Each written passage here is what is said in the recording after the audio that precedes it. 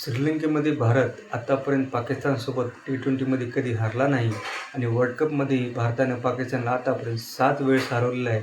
फक्त 1 वेळेस हरलं आहे. एवढं रेकॉर्ड जिंकण्यासाठी पुरेसं आहे. आणि विशेष म्हणजे भारत यावेळेस पूर्ण ताकदीनं मैदानात उतरेल. पाकिस्तानचे चांगलं जिरवणार, कारण आता संबंध तणावपूर्ण फार झालेले आहेत. आपण एशिया कपला पाहिलेलं आहे की भारत कोणत्या तयारीनं उतरला होता आणि कशाप्रकारे त्यांना धूळ सारलेली आहे आपण चांगलंच पाहिले आहे. भारतापाशी एक से बढ़कर एक बॅट्समन आहेत. इतकं काही कारण नाही आहे. भारतापाशी एक से बढ़कर एक बॅट्समन आहेत. अभिषेक आहे, ईशान आहे, तिलक आहे, सूर्य आहे, हार्दिक आहे, शिवम आहे, रिंकू आहे, अक्षर आहे. एवढे बॅट्समन आहेत ना.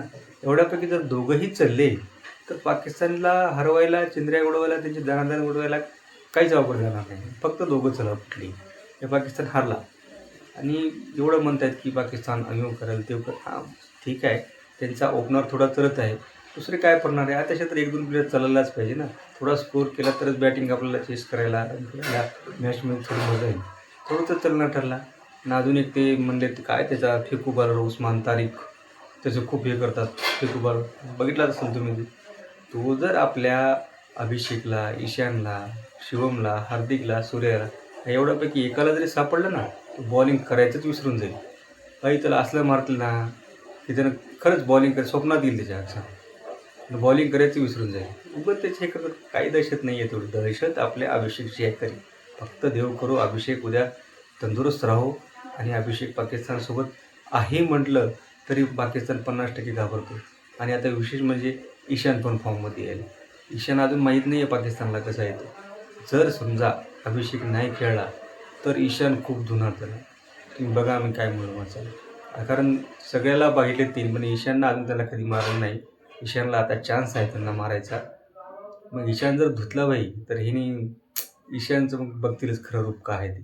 कारण ईशान सध्या चांगल्या फॉर्ममध्ये आहे. आणि हां, चिंतेची बाब थोडी एवढी आहे की 2 मॅचमध्ये भारतात आपल्या स्पिनला चांगला खेळू शकला नाही आहे. त्या 2 मॅचसोबत नामिबिया आणि USA सोबत. हां, तो आता पाकिस्तानसोबत आलं खेळणार, कारण पाकिस्तानसोबत असल्यावर खेळावंच लागतं पूर्ण क्षमतेनं.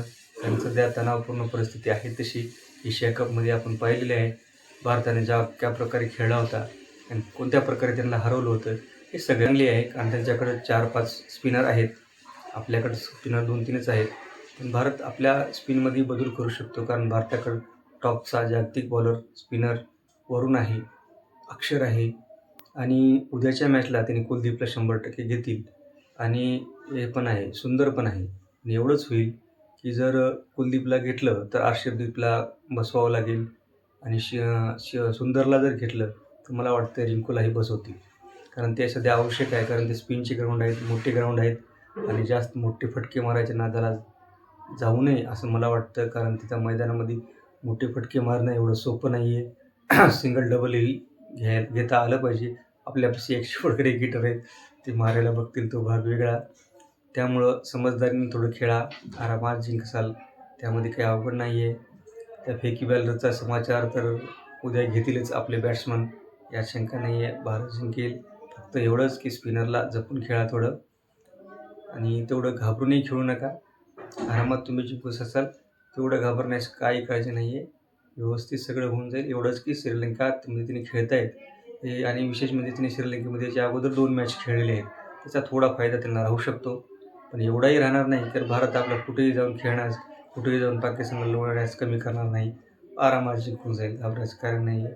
भारताचा विजय होईल, यात शंका नाही आहे. वेल डन इंडिया.